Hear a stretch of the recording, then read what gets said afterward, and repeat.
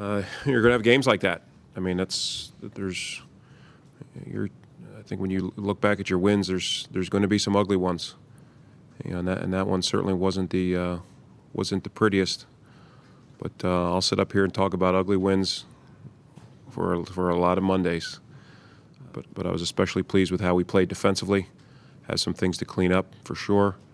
How we ran the ball was not acceptable, especially on the edges. Gave up too many plays to their outside linebackers.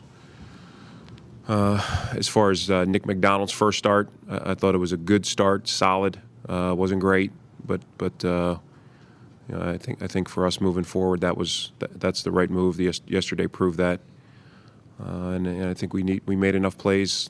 Brian made enough plays, and I thought the receivers played fairly well, given the opportunities they had. And it was good film. It's good film to watch, to learn from, and just like any other Monday, they leave here understanding what went right, what went wrong, making sure that we get those mistakes corrected and tucked away, and we move on to the next one. When you talked about the run game, what were the issues specifically, I guess, on the edges? And you're so strong for 5 games and then back-to-back weeks struggle. How do you fix that? Well, we know we've taken a step back losing Alex, but we need to close that gap and get it back to as close to where we were, and that just doesn't happen overnight.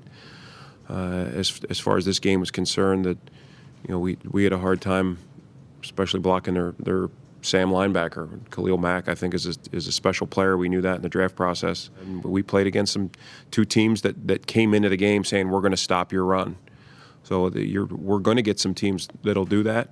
If teams want to say that, hey, that's the blueprint, we have to make them pay in the passing game. If you're one-dimensional in this league, you'll get beat. And I think that's important for us to realize that if a team wants to take away one aspect of what you do, they can do it. And you have to be able to find production elsewhere.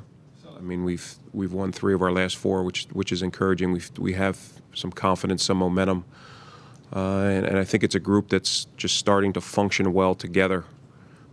Just to hear their communication on the sideline, to hear their communication during the week of practice, and how not just the players interact with the coaches, but interact with each other. I mean, the conversations are about football, and they're at a very high level. You can tell this is a group that it's very important to.